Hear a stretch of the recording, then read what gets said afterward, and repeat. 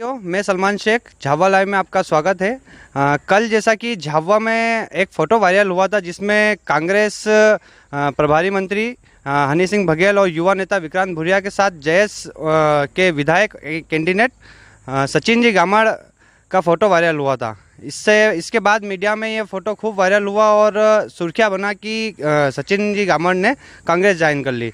मेरे साथ आज सचिन गामड़ मौजूद है। हम उनसे जानेंगे कि क्या पूरा वाकया हुआ और किस लिए उन्हें बुलाया गया था और क्या उन्होंने कांग्रेस ज्वाइन कर ली है। जी सचिन जी, सबसे पहले तो मैं धन्यवाद दूंगा मीडिया को मैं हमेशा भगवान के रूप में देखता हूं।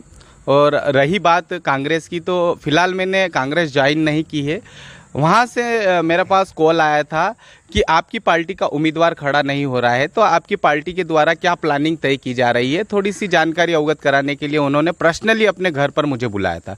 घर पर बुलाने के बाद कैबिनेट मंत्रियों से उन्होंने चर्चा की, मैंने चर्चा की, बहुत सारी चर्चा हुई। और रही बात कि मैं पिछले विधानसभा में चुनाव लड़ा था, तो जयस ने मुझे समर्थन दिया था और जयस के समर्थित मत से मैं चुनाव लड़ा था। और आज मैं वर्तमान में भारतीय ट्राइबल पार्टी का प्रदेश उपाध्यक्ष हूं। तो मेरी पार्टी मेरी माँ है, उसको छोड़कर किस तरह से मैं अन्य पार्टी में जाऊंगा, सर्वप्रथम ये मैं आप लोगों से जानना चाहूँगा। जिस तरह से मीडिया में मेरे फ़ोटो वायरल हुआ है या मेरा प्रचार प्रसार किया जा रहा है, तो मैं उनसे यही चाहूँगा कि क्या एविडेंस है उनके पास। मंच से किसी का नाम बोल देना, यह क्या वास्तविकता है?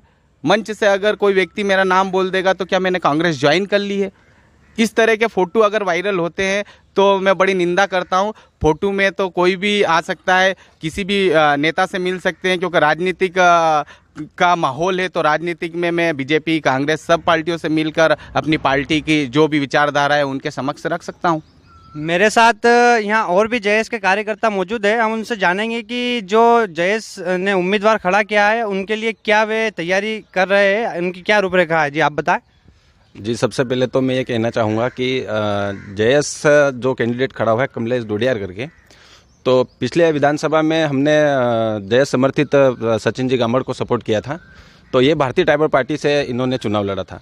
और मेरा कहना यह है कि अगर कोई व्यक्ति जयस के नाम से चुनाव लड़ता है तो कहीं ना कहीं मुझे ऐसा लगता है कि हमारे साथ पेटलाद जयस उनको समर्थन देने में सोचेंगे, बाकी एक तरफा समर्थन नहीं दे पाएंगे।